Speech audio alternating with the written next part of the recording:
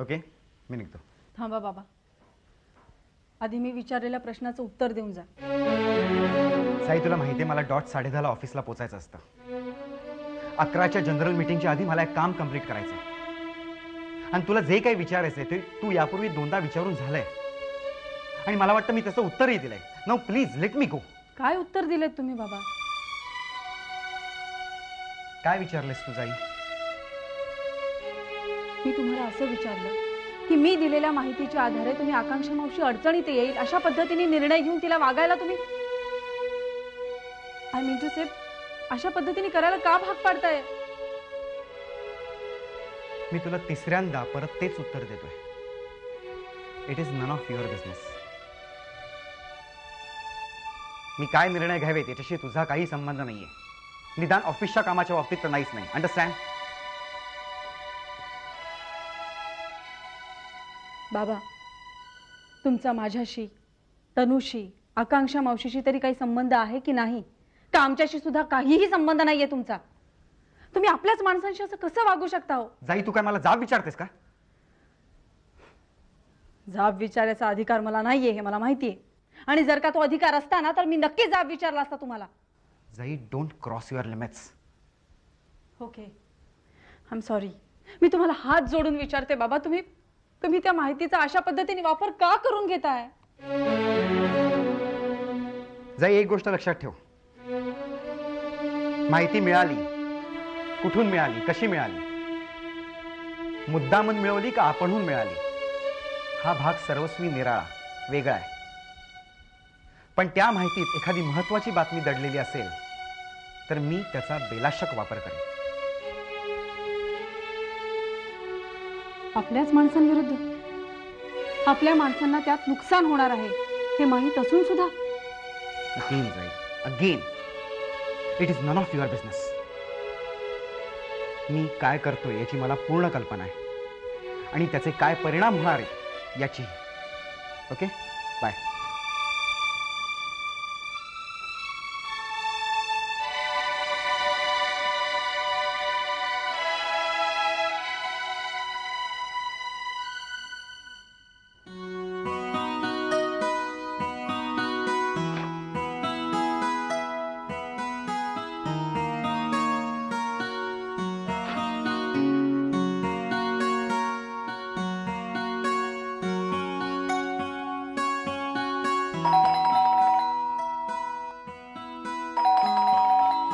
आलो आलो.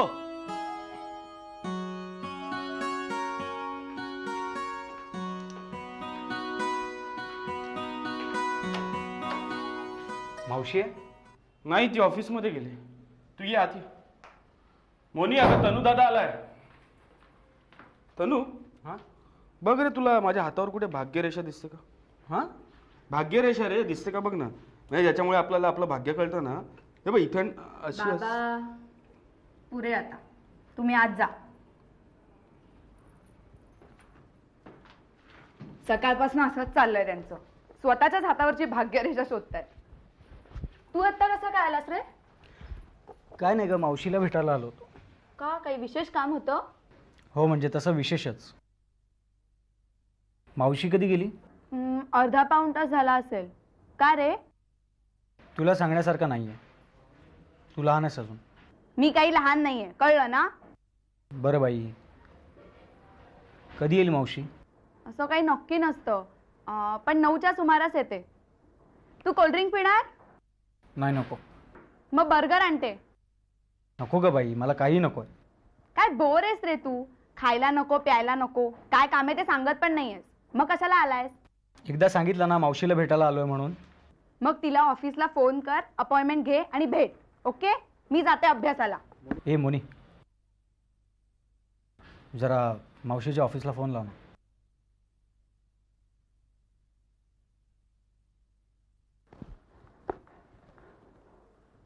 हॅलो, हां, मोहिनी बोलतेय.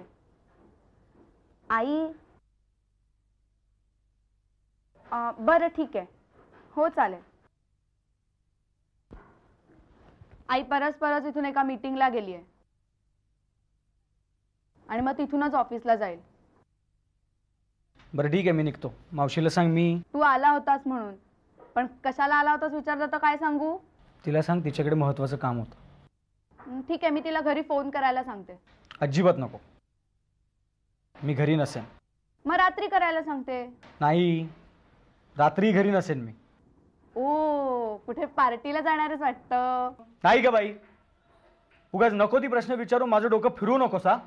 गेला सुडत, नको सांगूस.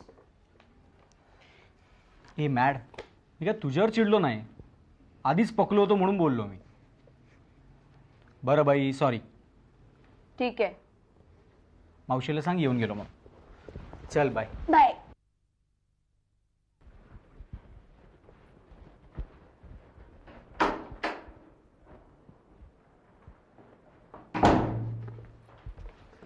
काय ग? गेला तो? हो गेला. कशासाठी आला होता देव जाणे. बरे जरा बघ ना, खरंच हातावरची रेषा दिसते का, भाग्यरेषा? बाबा, मला ह्यातलं काहीही कळत नाही. मला अभ्यास करू देत.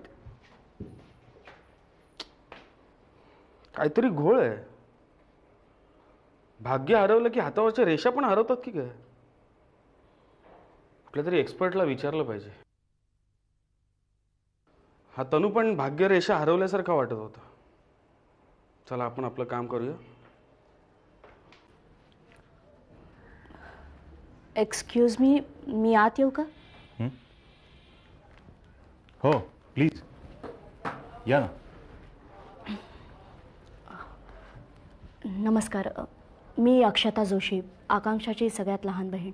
मी आपल्याला फोन केला होता इथं येणं. हो माझ्या लक्षात आहे. बसा ना आपण. थँक्यू.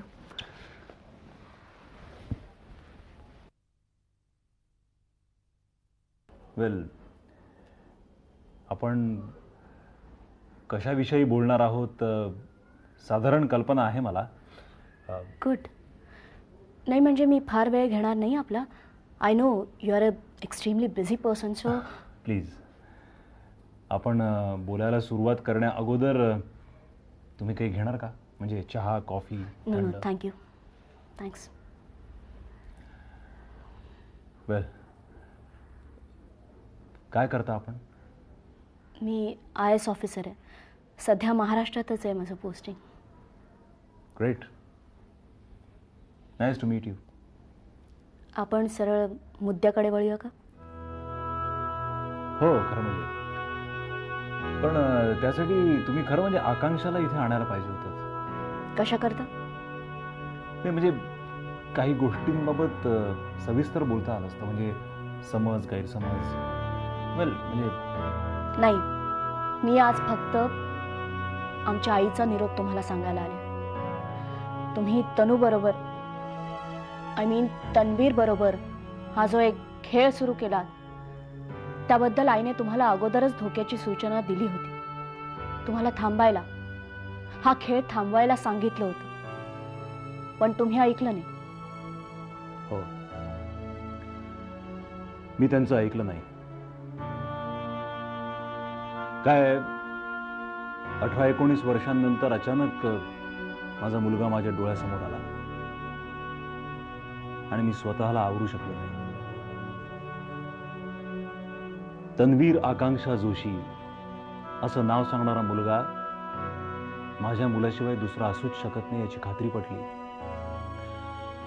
आणि तेव्हापासून मी त्याला विसरायला तयार नाही. हो, पण आता तरी नाईलाजानं तुम्हाला ते करावं लागणार आहे. आईने मला हेच सांगायला सांगितलं होतं की आता तरी तनूला तुमचं खरं नाव, खरं रूप, खरं नातं कळल्यावर तरी हा खेळ कसा आवरायचा, कसा निस्तरायचा ते लवकर ठरवा आणि त्याप्रमाणे काहीतरी करा. खरं सांगू का,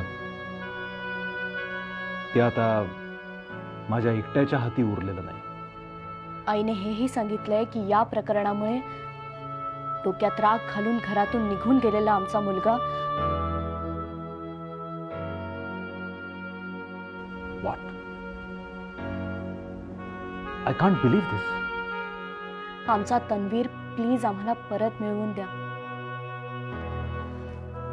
ज्या दिवसापासून तन्वीर घरातून गेलाय तेव्हापासून घरातलं वातावरण कसं झालं असेल याची तुम्हाला जाणीव नसली तरी त्याची कल्पना तुम्हाला असेल. तुम्ही एक संवेदनशील दिग्दर्शक आहात. मला त्याची पूर्ण कल्पना आहे. फक्त हे सत्य, सिनेमा नाही. मला त्याची जाणीव आहे. तुमच्या आईंना सांगा, माझ्या झालेल्या चुकांचं प्रायश्चित्त भोगायला मी तेव्हाही तयार होतो आणि आत्ताही आहे. आज इतक्या वर्षांनी भेटलेला तन्वीर, तो तुमचा मुलगा आहे, तसाच माझाही मुलगा आहे. तो परत घरी यावा यासाठी जे जे शक्य आहे ते सगळं करायला मी तयार आहे. तुम्हाला तन्वीर बद्दल खरंच इतकं वाटतं की केवळ कर्तव्य, चांगुलपणाचा भाग म्हणून हे करू इच्छित आहे तुम्ही? मी हे करायलाच हवं असं माझं मन मला सांगतंय 2 कारणांसाठी. एक म्हणजे तन्वीर हा एक अतिशय गोड आणि हुशार छोकरा आहे म्हणून, आणि दुसरं म्हणजे त्याचा बाप म्हणून हे असं करणं हे माझं कर्तव्य आहे म्हणून. कृपया गैरसमज करून घेऊ नका.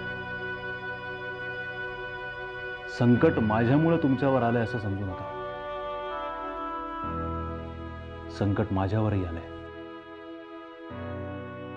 आपण त्या संकटाला तोंड देऊया. आपण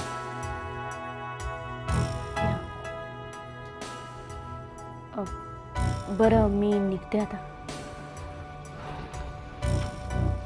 नमस्कार.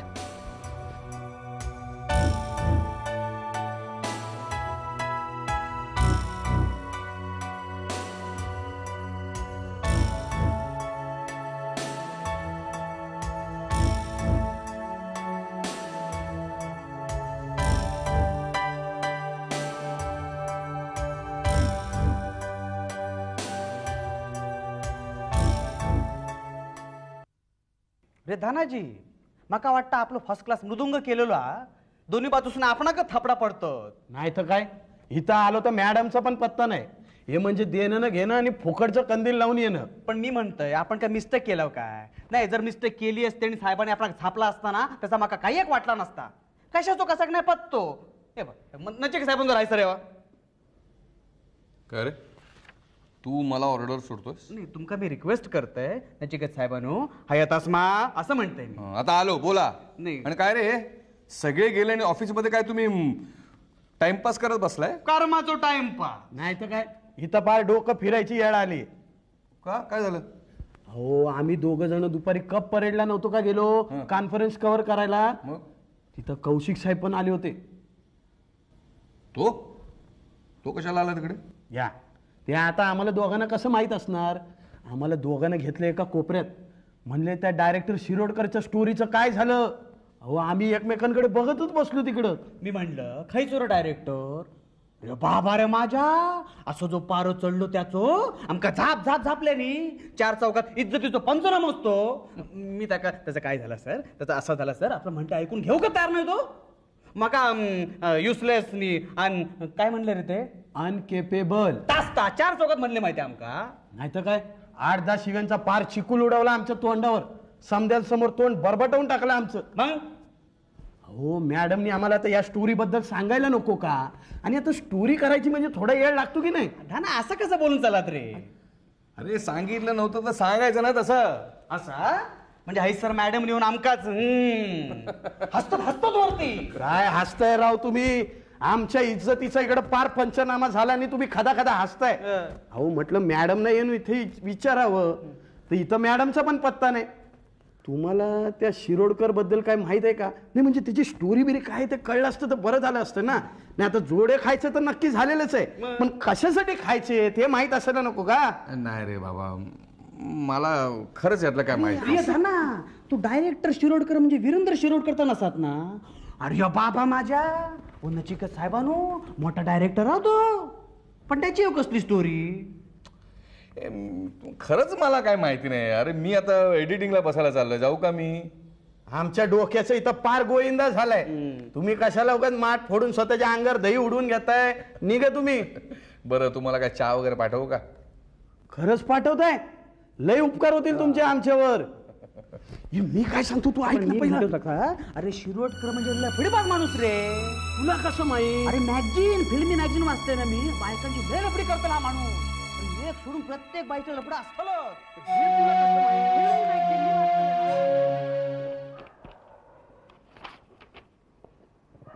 2, 5, 3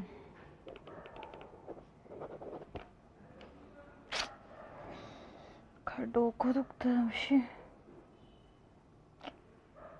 नंबर वाढणार आहे बहुतेक. ताईला चिडवायचे, नंबर वाढतो. घ्या अनुष्काबाई, तुमचाच वाढेल आता.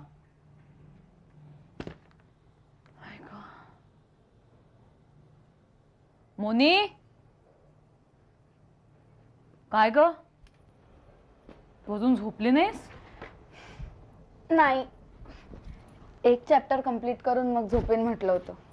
आत्ताच उठले, लाईट दिसला म्हणून आले. चल झोपूया आपण. आई, एक विचारू? आत्ता बोल, काय आहे? आई, आपला गेलेला बंगला आपल्याला परत मिळणार आहे? तुला कोणी सांगितलं? बाबांनी. खूप आनंदात होते ते. त्या बंगल्यातल्या काय काय आठवणी सांगत होते. आजोबांना हार्ट अटॅक आला ना, त्याच दिवशी त्यांना फॉरेनला जायचं होतं शिकायला. मग त्यांनी कॅन्सल केलं. तेव्हाची आठवण. आजी गेली तेव्हाची आठवण.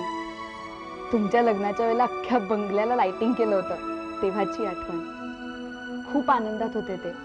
10 वेळा सांगत होते, मोनी, आपल्याला आपला बंगला परत मिळणार म्हणून. आई, कितीतरी वर्षांनी मी बाबांच्या डोळ्यात ती चमक बघितली आहे. खरंच? तुला सांगू, हे ऐकून मला इतकं बरं वाटलंय ना. पण आई, खरंच आपल्याला तो बंगला मिळणार आहे का परत? अगं खरंच मिळणार आहे. फक्त आपला नाही, दुसरा. पण प्लीज हे तू बाबांना सांगू नकोस. मी योग्य त्यावेळी सांगेन. बाबा म्हणत होते, ही सगळी तुझ्या आईची कमाल आहे. हे तिचं कर्तृत्व आहे. मी असं स्वतःला घरात कोंडून घेतलेलं असतं, पण ती मात्र. आई, अगं काय झालं? नाही, काही नाही. बाबांनी माझ्याबद्दल इतकं सांगितलं. अगं मी खरंच नाहीये इतकी मोठी. इतकं कौतुक करण्याची खरंच काही गरज नाही. असं कसं म्हणतेस? एवढी 7-8 वर्ष आम्हाला, कंपनीला, घराला, सगळ्यांना तूच सांभाळतेस ना. चल झोपूया, उद्या उठायचं ना सकाळी लवकर. आई, तू तो बंगला बघितलायस? कसा आहे ग तो? किती मोठा आहे? कुठे आहे? अगं जरा थांब, मला बोलून देत. मी तो बंगला अजून प्रत्यक्षात नाही बघितलाय, पण खूप ऐकलंय की तो खूप मोठा बंगला आहे. म्हणजे जवळपास 1-2 मजली असेल. आणि खाली एक छोटूसं गार्डन आहे, एक गॅरेज आहे, आणि वर फर्स्ट क्लास टेरेस आहे. आपण त्या टेरेसवरती पण गार्डन करूया. हो. आणि एक लॉन, आणि एका कोपऱ्यामध्ये वॉटरफॉल. ओ वॉटरफॉल, आणि खाली काय नदी. त्या नद्यांमध्ये होड्या, आणि त्यातल्या एका होडी. ए आई, मस्त आयडिया आहे ना. एका होडीमध्ये तू आणि बाबा, आणि दुसऱ्या होडीत मी. का? तू का वेगळ्या होडीत? तू छळशील ना म्हणून. मारू का 2 रट्टे? आधी तुमच्या 10वीची होडी लावा किनाऱ्याला. जा अभ्यासाला बस. आई प्लीज जा. ठीक आहे. Good night. Good night.